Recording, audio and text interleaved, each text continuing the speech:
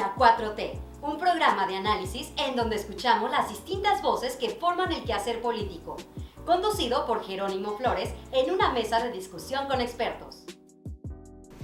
Hola, ¿qué tal? Buenas tardes. Hoy es jueves y es día de Ecos de la 4T. En primer lugar, los saludo a todos ustedes que nos ven y escuchan y les damos una cordial bienvenida a su programa de Ecos de la 4T. En donde quiera que se encuentren, esperamos que estén teniendo una agradable tarde. Estamos transmitiendo desde Guadalajara, Jalisco. Sí, escuchó usted bien, desde Guadalajara, capital de Jalisco. Y lo hacemos convencidos de que si alguien ahora tiene algo que hablar o algo que decir, este es el mejor momento. Jerónimo Flores González en la conducción y en la producción, quienes hacen posible este programa, mis compañeros y amigos, a quienes saludo, Víctor, Jorge, David, Diego y Pamela. Con mucho gusto se los llevaremos a todos ustedes. Y para este programa, como siempre, les hemos preparado información que esperamos resulte de su interés y agrado. Miren, vamos a tener el artículo de opinión semanal por parte de su servidor. Por supuesto que contaremos con la participación de Andrea, con su sección Andrea te lo explica.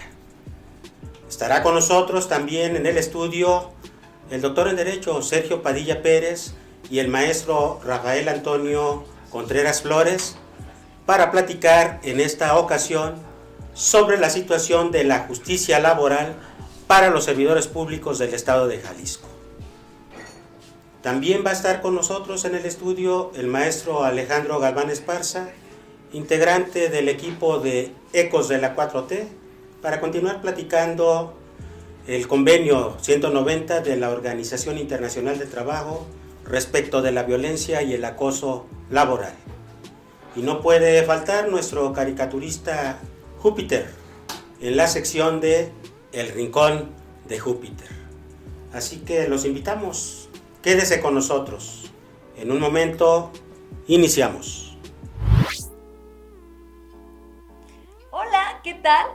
¿Te has puesto a pensar o a reflexionar sobre si existe racismo en México hacia los grupos de personas de los pueblos originarios? ¿No? Pues déjame decirte que por desgracia se da mucho más de lo que crees. Y hoy vamos a hablar precisamente de esto y de otros temas delicados que la gente ignora. Pero como ya lo sabes, Andrea te lo explica. A lo largo de la historia de la humanidad siempre han existido ciertos grupos que utilizaron cierta posición de poder, ya sea económica, militar, social o racial, para someter a otros grupos, convirtiéndose en conquistados y vencidos, haciendo prevalecer la ideología del vencedor, exaltándola a tal grado que pensar, seguir costumbres, tener el color de piel o religión del grupo de los vencidos provocaba un desprecio, satanización, segregación o discriminación, etc. Y nuestro país no se ha salvado de ese mal de la humanidad.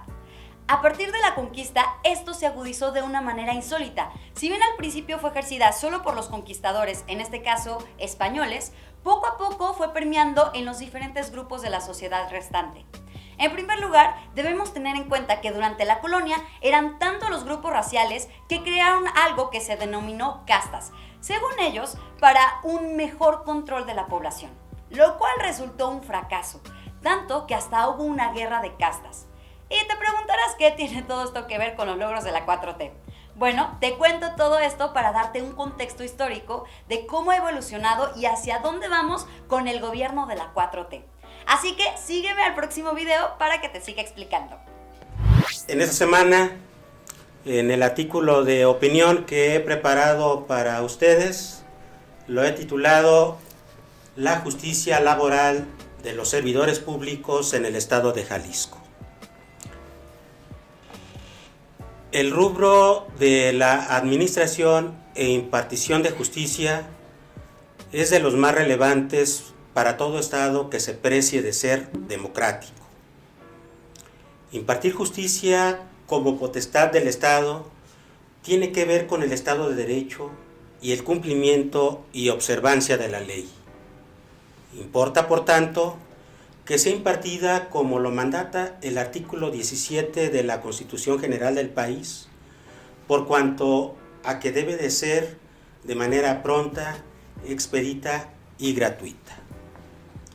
En la medida en que se desarrolle y fortalezca la impartición de justicia, hará posible que la sociedad tenga garantizada el cumplimiento de sus derechos, su seguridad jurídica y que se desenvuelva en un ambiente de tranquilidad y paz social.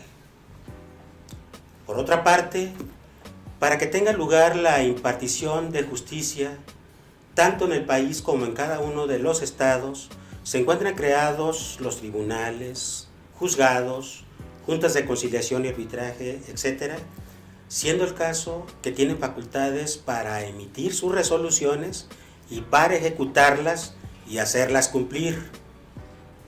En esta ocasión me quiero referir a la impartición de justicia laboral para los servidores públicos de Jalisco y en particular de la que es impartida por el Tribunal de Arbitraje y Escalafón del Estado de Jalisco por disposición expresa de la Ley para los Servidores Públicos del Estado de Jalisco y sus municipios. En Jalisco, en lo que corresponde a la justicia que se está dando a los servidores públicos, en las últimas 2 décadas se ha venido presentando una situación que pone actualmente en predicamento la eficacia del tribunal que la imparte, en este caso, como ya lo mencioné, el Tribunal de Arbitraje y Escalafón del Estado de Jalisco, y por qué no decirlo, la misma eficacia de los derechos que establece a favor de los servidores públicos el ordenamiento legal que ya indiqué, es decir, la Ley para los Servidores Públicos del Estado de Jalisco y sus municipios. Así las cosas, respecto a esta situación que se está dando, bien puede alegarse que son muchas las causas, motivaciones, justificaciones, etcétera, que la propiciaron. Sin embargo, no tiene que pesar tanto a grado tal de que el tribunal, las autoridades patronales, el mismo Congreso del Estado, incluso los tribunales y juzgados pertenecientes a la Suprema Corte de Justicia de la Nación, simplemente soslayen su acatamiento. Ahora, ¿qué es lo que está sucediendo? Vamos únicamente a señalar algunos ejemplos. El Tribunal de Arbitraje y Escalafón actualmente tiene un rezago impresionante de juicios en trámite, y es que únicamente son 3 los magistrados que se encargan de resolverlo y de que se cumpla, debido a lo cual no se entiende cómo, siendo Jalisco una entidad muy importante, no pueda tener un tribunal ya mejor diseñado para acabar con ese gran rezago de juicios. Pero además esa situación se agrava porque existe un tortuguismo, valga la expresión, ya que dicho tribunal no quiere y no puede ejecutar los laudos que ya dictó en dichos juicios, dejando la impresión que se está ayudando a los patrones, es decir, a las dependencias públicas demandadas. Por su parte, los patrones, esto es, las entidades públicas que pertenecen bien sea al gobierno del Estado de Jalisco, como de los diferentes ayuntamientos, etcétera, de manera incomprensible están en una posición de no querer pagar ningún laudo, por mínima que sea la cantidad y por más requerimientos que ya se les hicieron. No se entiende tal proceder, y más aún porque están, por mandato de la Constitución y de la ley, obligados a acatar y cumplir los laudos, lo que es de llamar la atención, dando pie a que se pueda concluir en que están fomentando la cultura del no pago. En tanto que, por parte del Congreso del Estado, por más acuerdos que les notifica el tribunal y ratifica el secretario general de este, para que suspenda a los titulares de las dependencias que no acatan ni quieren pagar el laudo, acuerdan en el sentido de que no proceden y ordenan su archivo. Mientras que los tribunales y juzgados pertenecientes a la Suprema Corte de Justicia de la Nación, cuando conocen de esa situación, se limitan a resolver y ordenar al Tribunal de Arbitraje que haga valer y aplique las medidas a su alcance para que se dé cumplimiento a los laudos, con lo cual no se avanza ni mucho menos se sale del problema. Y así están las cosas en la justicia laboral para los servidores públicos en Jalisco. Un tribunal ineficaz, las entidades públicas demandadas y ya obligadas a acatar y cumplir el laudo, en su afán de no querer hacerlo, y los juicios acumulándose, rezagados, sin que haya poder alguno que los mueva y los resuelva. En tanto, los servidores públicos que ya tienen un laudo a su favor, bien justificado y limpio, que esperen y se desesperen para que se presenten a negociar en una situación totalmente desventajosa, indignante, en detrimento de sus derechos laborales. Una problemática que por desgracia se dejó crecer como una gran bola de nieve, porque cada administración y cada entidad pública patronal, sin mirar a solucionar el problema, la mayoría de las veces se valió del pretexto de que se alargaran para que pague la siguiente. Y sí, hoy se tiene que destinar y erogar una importante cantidad para pagar los laudos. Ojalá y se haga un alto y haya espacio para la reflexión y se pueda entender que justicia retardada es justicia denegada y en pocas palabras, no es justicia. Gracias. Hola, déjame seguir contando un poco más del contexto histórico para que podamos comprender la gravedad del racismo en nuestro país. En el momento del levantamiento que llevó a la lucha de la independencia, a diferencia de lo que muchos creen, no fue un levantamiento total de los pueblos originarios, sino más bien fue un levantamiento mestizo y criollo, ya que para muchos indígenas realmente les daba igual quién gobernara, pues habían quedado sometidos y relegados. Es verdad que al principio algunos miembros de la realeza indígena habían tenido ciertos privilegios. Poco a poco fue perdiéndolos a causa de los criollos y mestizos, ya sea porque los criollos los consideraban inferiores o porque los mestizos con una ideología aspiracionista los rechazaba para que no los identificaran con ellos. ¿Y qué generó todo esto? Pues lo que ya conocemos, los prejuicios y rechazos por ese grupo aspiracionista que ha llegado hasta nuestros días, tales como cuando nace un niño blanco con cabello rubio dicen, ¡ay, qué bonito, es güerito! Si es morenito dicen, está curiosito. Cuando los aspiracionistas quieren ofender a alguien, le dicen, no seas indio. Cuando algún miembro de los pueblos originarios se acerca o se sienta junto a algún aspiracionista, regularmente se aleja lo más que puede. O en el mejor de los casos, lo ven como algo pintoresco o exótico. Pero su trato no es de forma común, no la tratan como lo harían con cualquier otra persona. Sin contar que a muchos pueblos originarios les han quitado tierras y han sufrido muchísimos abusos por parte de caciques o gobernantes corruptos de gobiernos pasados. Y aquí es donde entra el gobierno de la 4T. Así que sígueme al próximo video. Gracias por continuar con nosotros. Miren, hoy en la sección de la entrevista, en este programa, particularmente estoy muy contento porque vamos a abordar un tema que considero que es muy importante aquí en lo local para nuestro estado, como es qué es lo que está sucediendo con los juicios laborales burocráticos y todos los actores que están involucrados, y además porque tengo hoy la distinción de que nos acompañen aquí en el estudio dos excelentes amigos.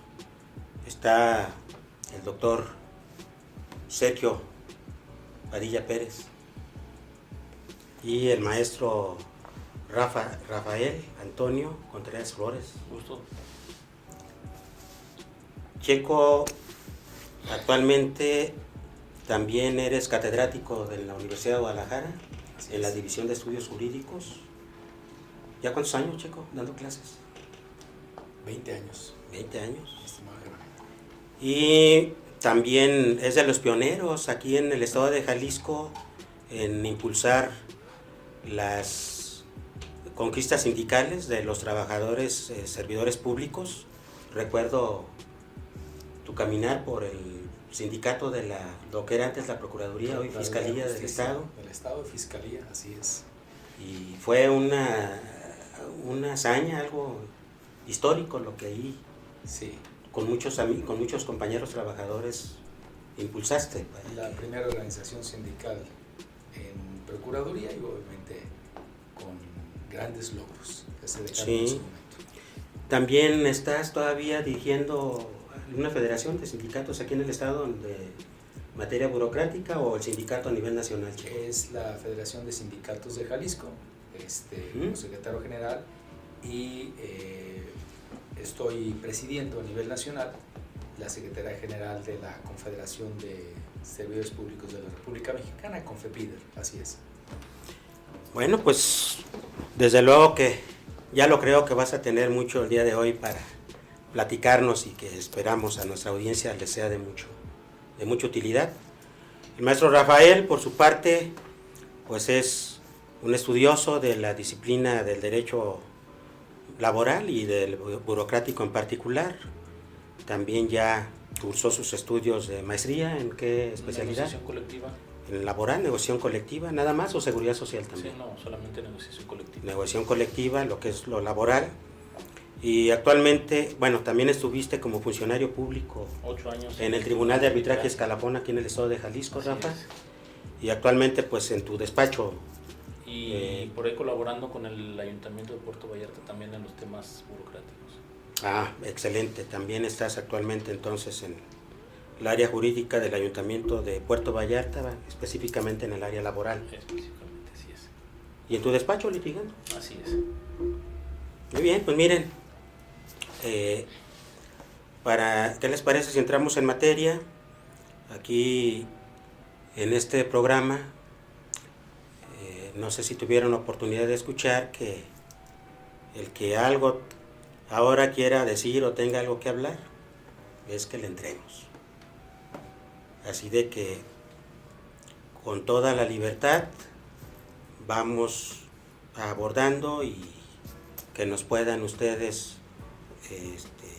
darnos sus puntos de vista de cómo visualizan actualmente la problemática que se está dando en una área muy importante como es pues la impartición de la justicia para los servidores públicos aquí en el Estado de Jalisco. Por favor, doctor Checo. Muchas gracias, Jerónimo. Rafa, gusto saludarte. Gusto. Gracias por la invitación a tu programa, Jerónimo. Pues mira, creo que el tema da para mucho. Hay grandes desafíos en el Estado de Jalisco, en el sistema de los servidores públicos, sobre todo en su impartición de justicia. Creo que hace rato que tú hacías la mención del estudio, análisis, que me parece muy preciso lo que estabas diciendo. Creo que hay mucho rezago en el propio Tribunal de Arbitraje Escalafón. Rezago, voy a hablar un rezago tanto en la parte de fundamento legal, porque bueno, si bien es cierto, se deriva la creación del propio tribunal en la propia Constitución del Estado de Jalisco y en la propia Ley para Servidores Públicos, están contemplados, pero hay que entender que si nos damos una escudriñada directamente a su propia ley orgánica, es una ley orgánica que yo no sé si en su momento tuvo una aprobación por parte del Congreso del Estado. Yo hice una investigación, no encontré nada en los anales del propio Congreso, pero existía por ahí una ley que nos la hicieron llegar. Al observarla, pues vimos cómo estaba ahora sí creada, confeccionada, y obviamente creo que no hay una ley orgánica realmente. Para empezar, se debería tener una normatividad interna. El propio tribunal, en cuanto a su composición, que lo contempla el propio Ley de Servidores Públicos en su artículo 112, establece muy claramente que se integra con un magistrado representante del gobierno del Estado, lo nombra el Ejecutivo, un representante de la Federación mayoritaria y un representante tercero de común acuerdo. Quiero decirles algo importante. Su servidor trabajé cuando estaba el diputado Ramiro Delgado. Trabajamos en una iniciativa de ley que, por supuesto, yo fui el que creé esa iniciativa, con el propósito de darle más participación a los colegios y barras de abogados, y en este caso los órganos de educación superior también se incorporaron, porque fue una iniciativa por parte del Congreso del Estado en aquel entonces, pero la iniciativa iba directamente vinculada a que los despachos de barras y asociaciones de abogados pudieran tener una participación en su área especializante de la materia del trabajo, para que desde ahí se nombrara al magistrado tercero de común acuerdo. Porque obviamente lo tenía prácticamente cerrado el colegio de notarios, que bueno, hoy en día yo no sé qué hacen el colegio de notarios en las magistraturas del tribunal, porque no es un área especializante hoy para ellos. Quizás para aquel entonces, cuando se solicitaba los servicios de esos colegios, pues era el erudito más importante que se tenía en ese momento en la rama especializante, pero que yo pongo en duda en su momento, pero que hoy no tiene razón de ser que un notario público participe en el propio tribunal por ser un colegio de asociación notarial. No tiene nada que hacer, o sea, de antemano lo digo y sostengo mi dicho, ¿no? Sin embargo, se le dio esa participación a los colegios y barras de abogados, y fue una de las partes donde fuimos abriendo un poquito el tribunal.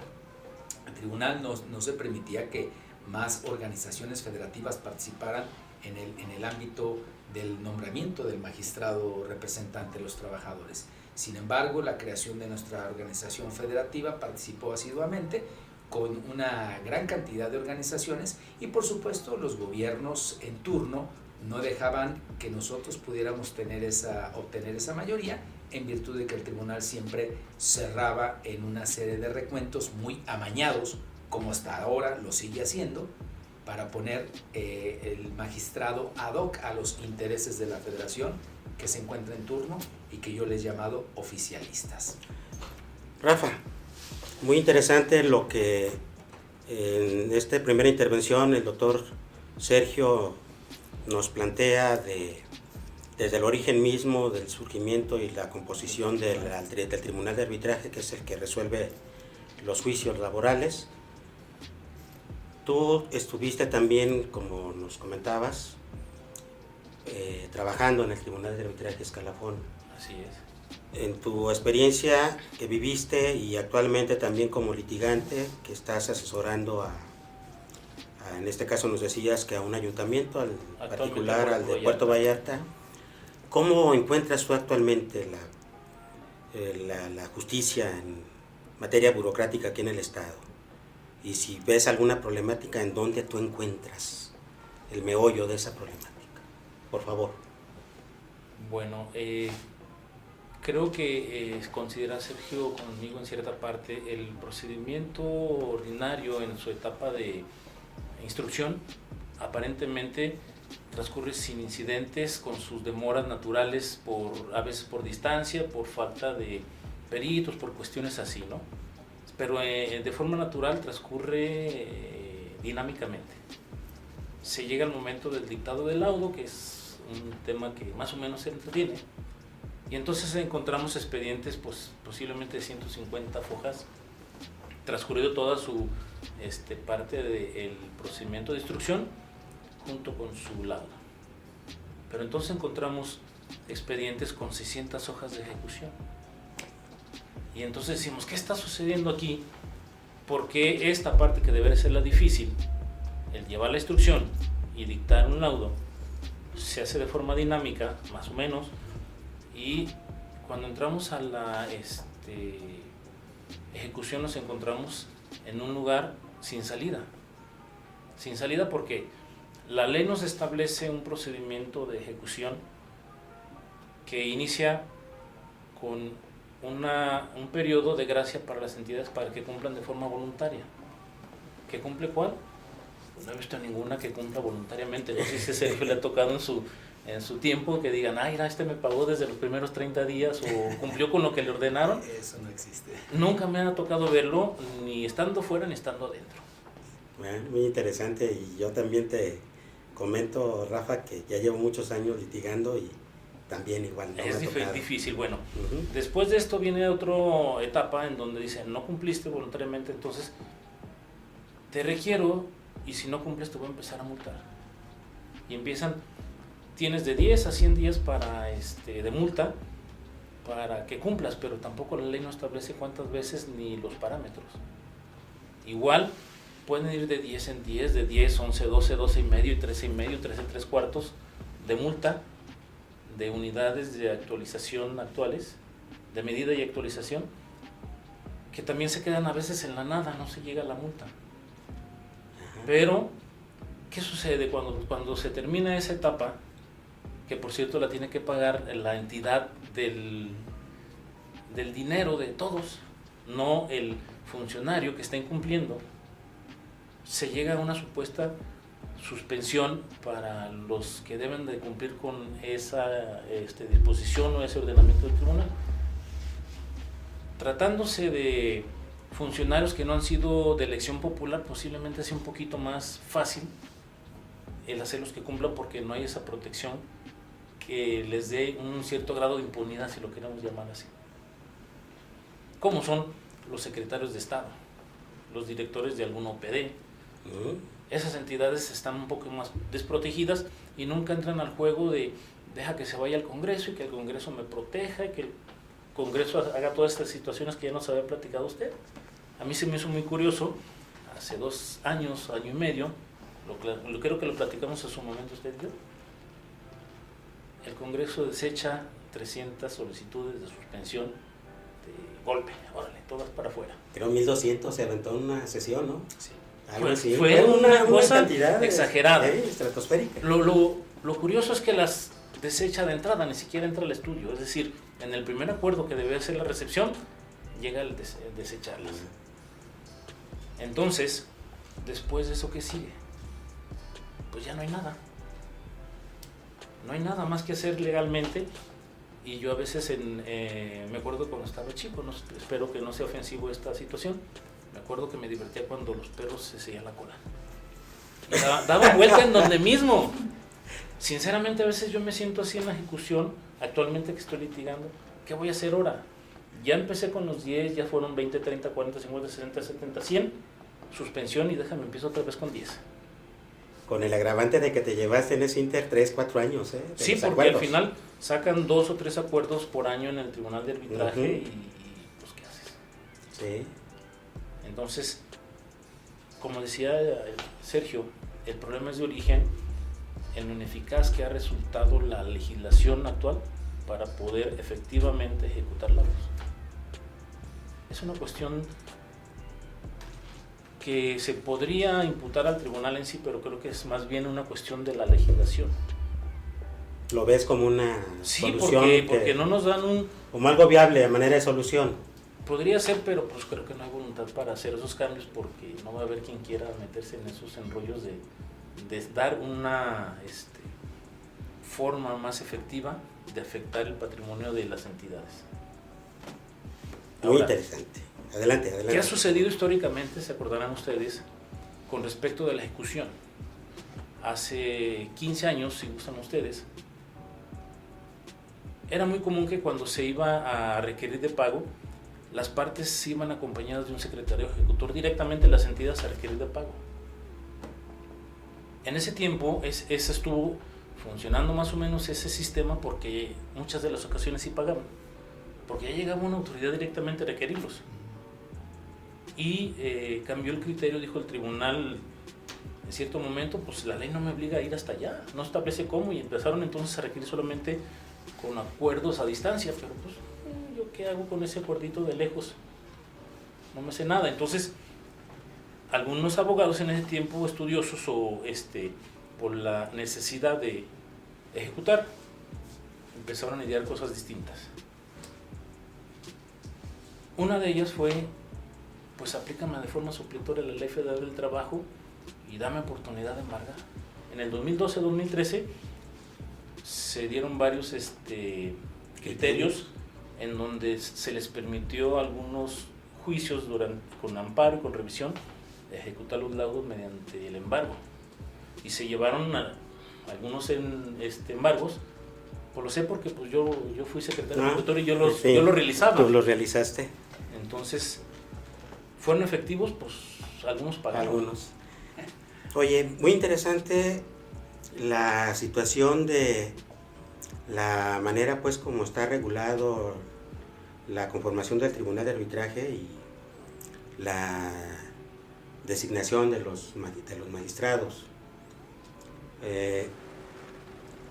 ¿Hasta dónde precisamente esa situación, y atendiendo a lo que tú comentabas de que referiste que siempre tú has tenido la sospecha de que son magistrados oficialistas, esa situación, ¿en qué medida ha resultado un problema, un obstáculo para la sana impartición de la justicia laboral ahí en el Tribunal de Arbitraje? Bueno, primeramente creo que desde el propio origen el Tribunal de Arbitraje Escalafón tiene una obediencia directamente a la Secretaría General de Gobierno y hay una dependencia directamente al Ejecutivo. Creo que para mí la independencia y la propia soberanía de un órgano jurisdiccional ha sido nula. Realmente hay muchas cosas y se dictan muchas resoluciones directamente de la propia Secretaría General de Gobierno. Entonces eso es una mano que interviene del Ejecutivo hacia un órgano jurisdiccional burocrático que hace que la justicia laboral sea nugatoria, ¿sí? Entonces, esto es una realidad. Yo creo que aquí habría que establecer un ordenamiento jurídico donde verdaderamente exista esa independencia y soberanía, ¿sí? Este órgano, por supuesto, yo hace rato lo decía, que desde su propia deficiencia legal, pero también hay grandes desafíos en el propio Tribunal de Arbitraje Escalafón, obviamente porque hace falta mucho personal. El personal ha sido rebasado, el Tribunal de Arbitraje Escalafón está colapsado completamente, no hay el número de personal que se requiere y sobre todo capacitado. El tribunal no se ha preocupado realmente por capacitar a los funcionarios que trabajan ahí, a los estudiosos de la rama del derecho que van a impartir justicia. Hemos visto cómo lo han ido dejando sin capacitar constantemente. La rama del derecho es una rama que cambia, es una rama altamente social y por supuesto hay que irse modernizando. Hoy hay reformas muy importantes que en su momento, bueno, tendrán un hondo calado también en el Tribunal de Arbitraje Escalafón, ya en su momento se irán confeccionando las normatividades, pero hay que entenderlo. Se requiere que el personal se capacite en una forma constante y permanente. Eso es nulo completamente. Y en ese colapso que tiene el propio Tribunal de Arbitraje Escalafón, también se encuentra que los magistrados no pueden, son 3 magistrados.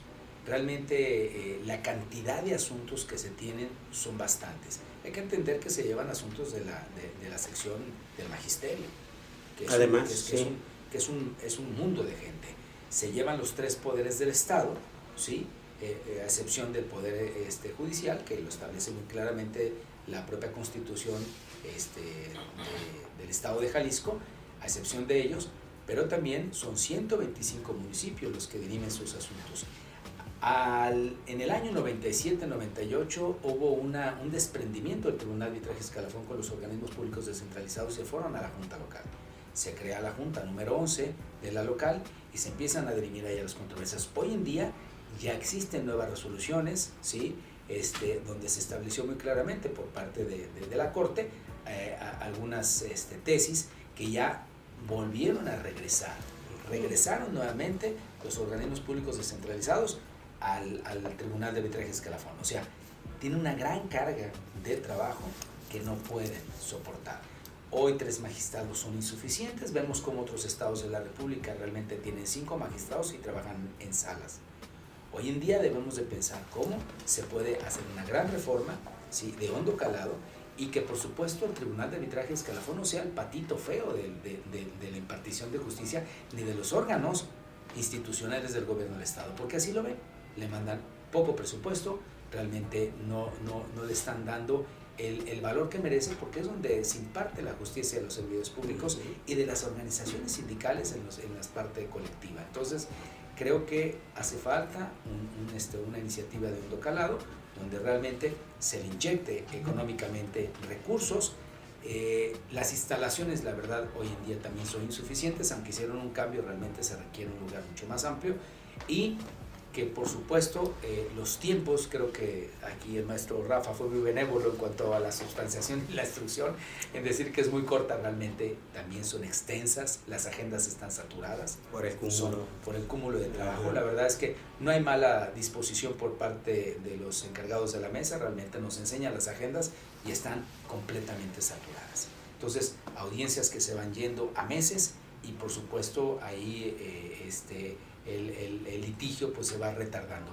Y cuando llegamos a la parte de los laudos y las ejecutorias, es el peor viacrucis, me queda muy claro, lo sostengo, es un viacrucis completamente lo que está aconteciendo, pero también hay que entenderlo, bueno, al menos el tribunal lo ha fijado muy claramente, los 50 anteriormente días de salario, hoy en UMAS, y los 100 días por 30 días, por los primeros 30 días y luego por 3 días.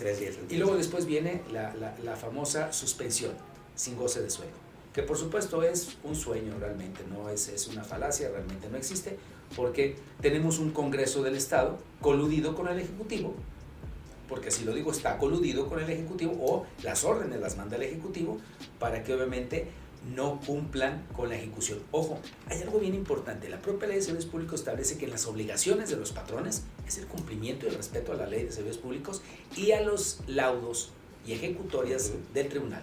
Yo nomás me pregunto, al incumplir los dispositivos de la ley, ¿no están incumpliendo situaciones inclusive de orden constitucional al momento de ejecutar? Ahí hay responsabilidad del servidor público, no nada más por no cumplir, o sea, no es tan fácil. Y algo que me parece interesante, no es nada más el hecho de que te multo, sino que la multa recaiga en el funcionario. Pues qué bonito es que yo cometo una irregularidad y la paga la institución. Hay mucho que hacer al respecto.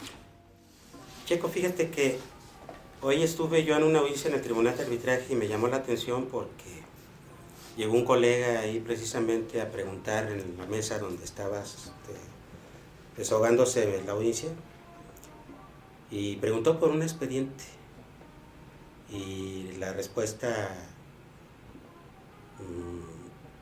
de buena fe de la funcionaria fue: mire, su asunto no se ha firmado el acuerdo porque es contra la Secretaría X, y resulta que una de las actuales magistradas fue la representante legal de esa dependencia y pues se tiene que excusar.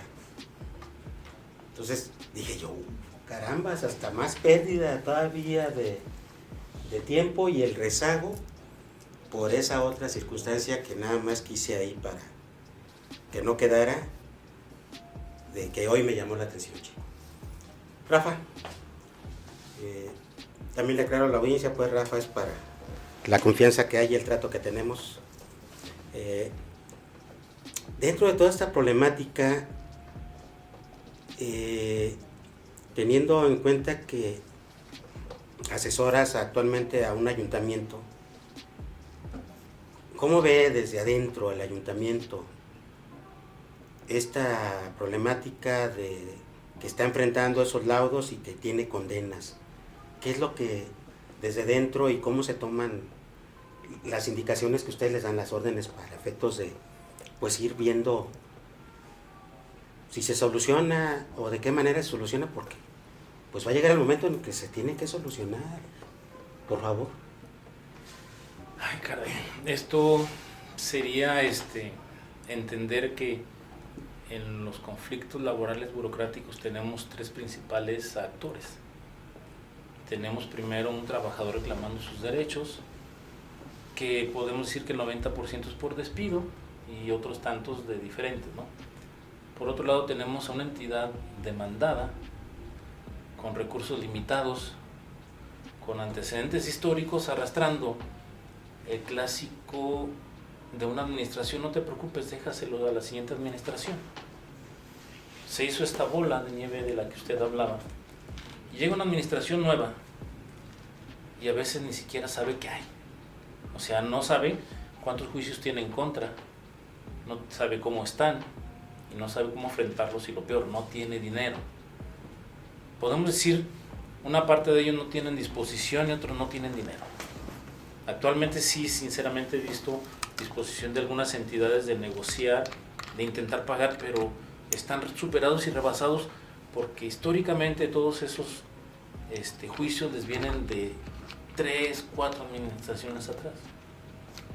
Existen muchísimos juicios del 2010 que están atorados completamente en ejecución. Entonces llegas y dices, ¿qué hago? Tengo recursos limitados y mi deuda puede llegar a medio año de presupuesto. ¿Qué hago sin pagar nómina de los actuales? ¿Qué hago sin dar servicios? Y luego me viene la otra parte. Tengo una plantilla saturada de personal y todavía vienen y me quieren reinstalar a otro 20-30% de personal que yo no genere el conflicto. Entonces, una parte de eso es hasta dónde puedo pagar, hasta dónde las partes están dispuestas a negociar, hasta dónde me ayuda la autoridad a negociar, tratando de entender que si comparamos lo que sucede en la iniciativa privada con el servicio público o el derecho burocrático, la negociación es nula, la conciliación es nula en el tribunal de arbitraje. Entonces, todos los juicios se van a término hasta el final, y cuando llegan, oye, pues ¿cómo podemos hacer si hablamos con las partes si no quieren ceder nada? Porque tienen razón. ¿Por qué si yo ya trabajé 10 años? ¿Por qué si me corrieron, estuve 10 años, por qué les voy a perdonar? Lo veo desde ese punto de vista, porque también tengo trabajadores como clientes a servicio, ¿no? Pero también lo veo como la entidad, pues ¿cómo pago? ¿Cómo pago? Porque todos me han dejado y posiblemente sea muy fácil decir págalos todos, pero a veces es imposible. Y de todo tipo de estrategias hemos visto. Tenemos actualmente un grupo especializado de estudio de abogados, yo digo que son muy buenos y han estado tratando de innovar. Fue un grupo que creó el maestro Adán Romero. En paz descanse. En paz descanse. Ese grupo sigue vigente. Ellos están estudiando diferentes maneras para ejecutar. Bueno, así también los abogados que están en las instituciones que más tienen problemas también tienen abogados especializados cómo neutralizar eso. En las organizaciones sindicales. Son grupos de estudio. ¿Cómo solucionamos esto? Hace muy bien él. ¿Cómo vamos a solucionar de raíz esto? Con la misma conformación, con el mismo sistema, pues ya vimos que no funciona. Vamos primero estructuralmente, ¿no? Pero también vamos a cambiar pues una forma distinta de ejecutar. ¿Por qué? Porque estando como secretario general en el Tribunal de Arbitraje, me encontraba que quieres hacer o hacer cumplir la ley y te dice, no, cálmate, no me hagas acuerdos tan agresivos, no vayas a pisarle el callo a estas instituciones del área metropolitana ni a estas secretarías en específico. Si es un ayuntamiento de allá de las orillas, dale, que se defienda como pueda. Y sinceramente estás limitado. Yo digo, los funcionarios, como funcionarios sí quisiéramos solucionar porque hay disposición, pero estamos amarrados en cuanto a indicaciones y en cuanto a cantidad de trabajo. Checo,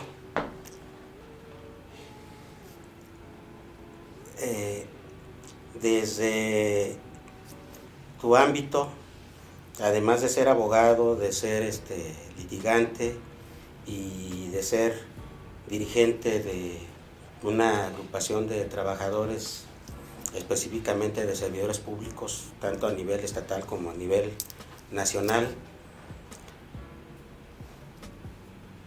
¿qué soluciones han ustedes hasta ahorita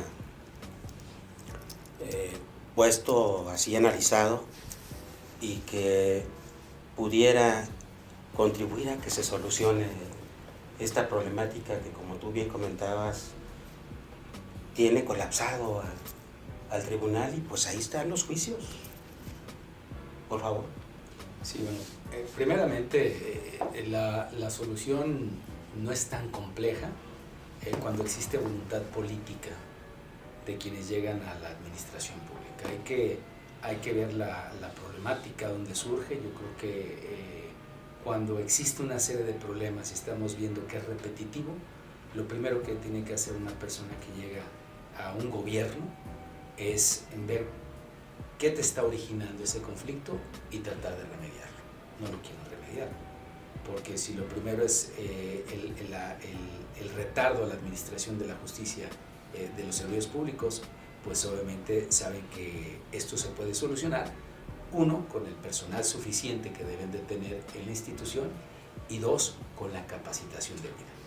Creo que una debida capacitación con gente bien formada en el ámbito, pues obviamente van invitando personas, porque también el tribunal se ha hecho una especie de lugar donde se invita a una serie de trabajadores que vienen con el momento sexenal. Entonces, no se está profesionalizando al propio personal. Es más, no existe en el propio Tribunal de Arbitraje Escalafón un reglamento de comisión mixta de escalafón que realmente se imparta en una carrera judicial dentro del propio tribunal. No hay un ascenso. Los ascensos son por una cuestión de intereses políticos o de personas que llegan con los magistrados. Hay que darle oportunidad a la gente que viene de abajo. Hay que darle oportunidad a la gente que se capacitó, que pudo haber entrado a un curso, que concursó o que tiene el mérito. Eso no existe. Desafortunadamente, eso le daría mucha eficiencia y eficacia a la propia impartición de justicia. Entonces, mientras no exista la voluntad de invertirle al propio tribunal y de hacer un cambio, ahora sí, legal de hondo calado, y donde realmente se le meta al propio tribunal, vamos a continuar en la misma tesitura. Sí, el tribunal desafortunadamente también, lo decían hace rato, requiere dientes. No tiene dientes el tribunal, desafortunadamente. Sí, el hecho de llegar únicamente a la suspensión de los funcionarios, pues ahí queda. Y por supuesto, coludido con un Congreso del Estado que no quiere ejecutar, cuando lo más importante de un órgano jurisdiccional es una de las facultades más importantes que tiene el órgano jurisdiccional, y se llama imperium. Y el imperium no es más que esa facultad de ejercer el derecho de una sentencia, un laudo, para que realmente se cumpla por cualquiera de sus formas. Esto es imposible porque no respetan al propio tribunal. 136 de la propia Ley de Servicios Públicos es letra muerta. No se puede cumplir, no se puede ejecutar porque no se tiene dientes. Y ahí está, todos los litigantes, los que estamos en el ámbito de llevar a cabo los asuntos ante el Tribunal de Arbitraje Escalafón, e inclusive también los propios funcionarios saben que es una justicia tardía, lenta, tortuosa, y que además no está teniendo la eficiencia para la que fue creada. Entonces, creo que lo primero es que exista esa voluntad política. Lo primero, tienes el problema, pero no lo quieres solucionar. Y dentro de eso se puede ir creando ordenamientos. Yo creo que lo he propuesto a los propios magistrados desde hace mucho tiempo, y inclusive al gobierno del Estado le hemos propuesto que hagamos una serie de mesas, de paneles de discusión y análisis de los mismos abogados, los colegios, las organizaciones sindicales, los litigantes, las propias instituciones, para que platiquemos qué es lo que tenemos que hacer para que esto funcione mejor. Otros estados de la República van mucho más avanzados que nosotros y tienen menor presupuesto. Muy interesante eso. ¿Qué nos está pasando en Jalisco, que hemos sido una de grandes juristas, de grandes estudiosos del derecho? ¿Qué le está pasando al Estado? Estamos colapsados, estamos realmente quedándonos atrás. Entonces, hace falta voluntad política para que este tribunal pueda funcionar y que sea más eficiente. Pues ya una vez que por parte de tu organización sindical, si han estado ya en la ruta de crear estos foros, estas mesas de análisis, de discusión, para ver la problemática, de qué manera la podemos sacar adelante, pues al menos yo estoy interesado y por ahí estaremos participando. Por supuesto que sí nos apuntamos, Sergio. Claro, yo creo que los propios ordenamientos jurídicos, yo creo que inclusive tú conoces, y hay mucha gente en la Academia de Derecho del Trabajo, e inclusive de otras instituciones de educación superior, que pueden colaborar porque ahí participan, ¿sí? Y creo que hay que solucionar esa problemática que se dé, porque pues lo decíamos, y tú hace ratito lo mencionaste, que me parece sumamente importante, una justicia tardía, ¿sí? Denegada. Es una justicia. Es una denegación de justicia. Entonces, por lo tanto, hay un déficit muy grave para todos los que litigamos, para todas las organizaciones, para los abogados postulantes, para todos aquellos que participan y que realmente, inclusive los propios trabajadores que buscan que sus asuntos puedan solucionarse lo más pronto posible. Quiero decirles que nos ha faltado algo muy importante y el maestro Rafael lo decía, hace falta una gran mediación. No existe la conciliación en el propio Tribunal Arbitral de Escalafón. ¿Y por qué no existe? Yo les decía, ojalá pudiéramos entrar a una mediación que sería algo interesante. No tenemos mediación porque el trabajador no está dispuesto a mediar, porque lo que quiere la institución es liquidarlo y sacarlo de la jugada con un nombramiento que ya tiene una definitividad y que este trabajador busca una pensión, una jubilación a futuro. No van a negociar porque el trabajador quiere su estabilidad laboral y quiere un futuro jubilatorio. Y por lo tanto, mientras la ley establezca trabajos sexenales, porque hay una modificación a la ley que ya no le da estabilidad laboral a los trabajadores, sino hasta por 6 años, 6 meses en periodos sexenales y 3 años, 6 meses en periodos de trienios, estaremos ante chambas de trienios y de sexenios y vamos a ver cómo entra una gente y cómo sale otra. Rafa, por favor, después de todo esto que hemos comentado hasta el momento, y por supuesto que da para mucho, ¿no? Y esperemos que no sea la última vez que me quieran aceptar otra invitación para seguir abundando en esta situación y otros temas más que por ahí brinquen. Pero tú, ¿qué soluciones están así de manera inmediata para ir esta problemática erradicándola, terminándola? Como está la ley, sin modificación es difícil, porque ya, como dice Sergio, no tenemos un método efectivo, coercitivo, de hacer valer las resoluciones en forma de laudo y ejecutarlas. Actualmente, hasta para restaurar un trabajador, estamos teniendo trabas, ya no digamos para para el pago de efectivo de las cantidades cuantificadas. ¿Por qué? Porque se ha convertido en algo muy sencillo negarme a reinstalar.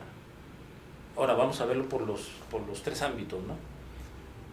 Había platicado hace unos momentos que la mayoría de las instituciones están hasta el tope de plantilla, porque la administración anterior me dejó muchísimos, porque yo también tengo necesidad de meter y de tener cumplir con mis compromisos, y porque hay algunos que no puedo mover.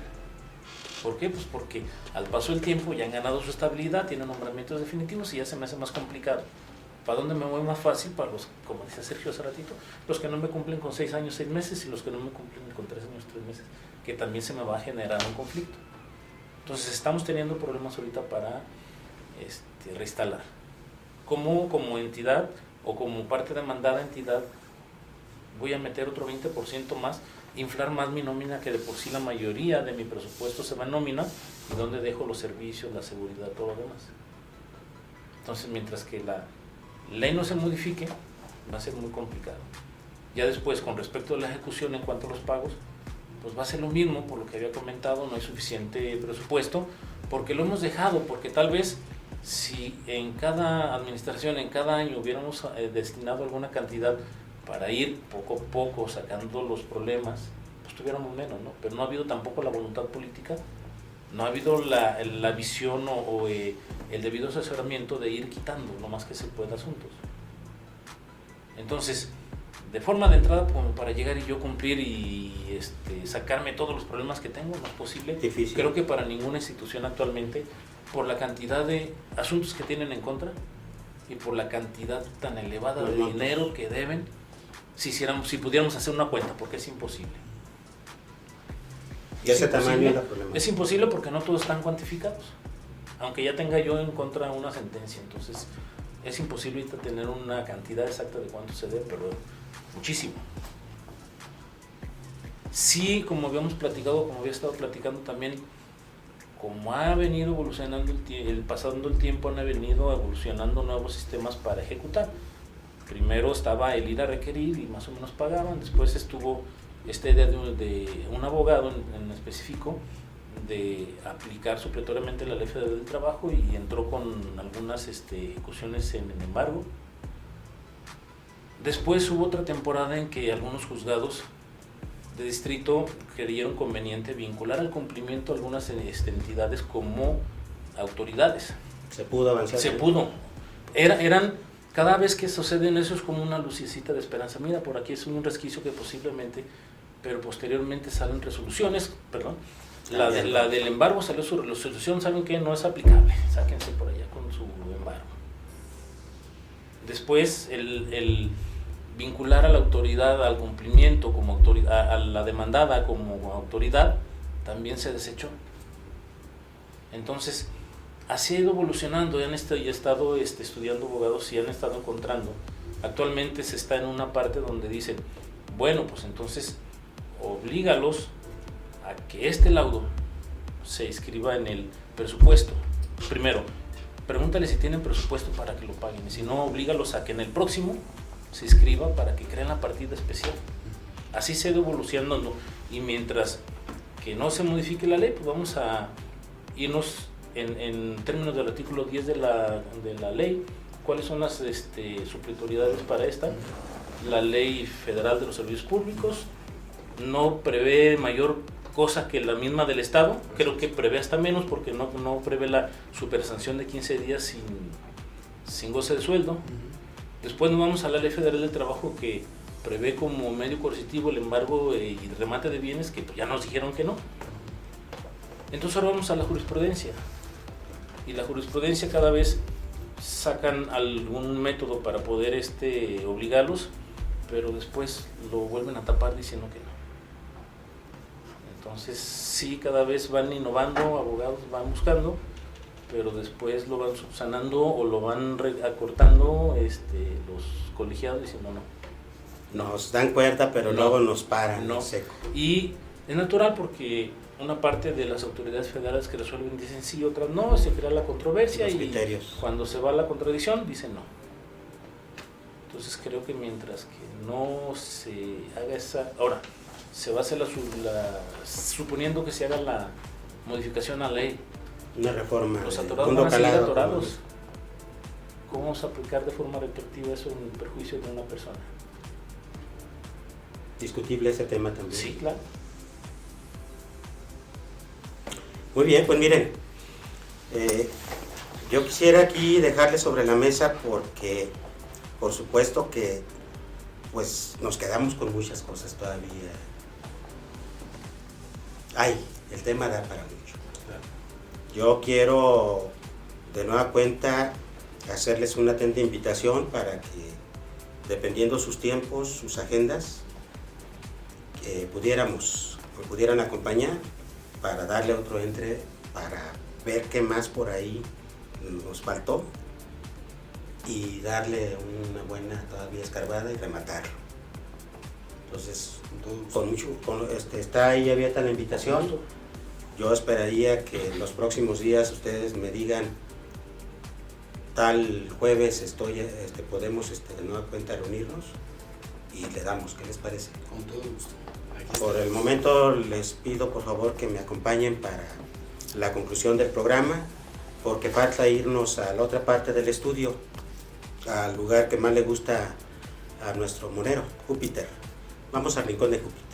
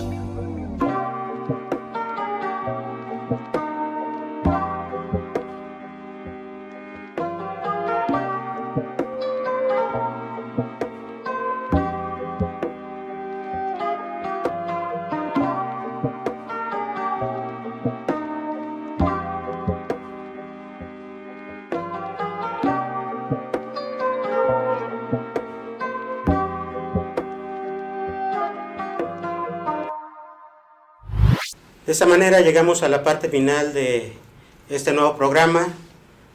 Les agradezco a nuestros invitados. Muchas Checo, gracias, Jerónimo, gracias. qué maestro. placer. Gracias. Qué gusto igualmente. tenerte y espero que pronto de nueva cuenta Por supuesto, aquí estaremos con la invitación. Gracias. podamos disfrutar de tu presencia y compañía para seguir con esto. Muchas gracias. Rafa, San Jerónimo, qué gusto. un gusto estar con ustedes. Muchas Compartir gracias. con Sergio, con usted. No, de lujo. Hoy estuvimos de lujo y nos quedamos ahora sí que picados. Sí, estamos centrados. Estamos centrados. ¿Les parece bien? Así es. Entonces, por el momento, muchas gracias. Les recordamos que Ecos de la 4T se graba aquí para todos ustedes este programa desde Guadalajara, Jalisco. Sí, escuchó usted muy bien. Desde Guadalajara, capital del estado de Jalisco. Por el momento, muchas gracias y hasta la próxima.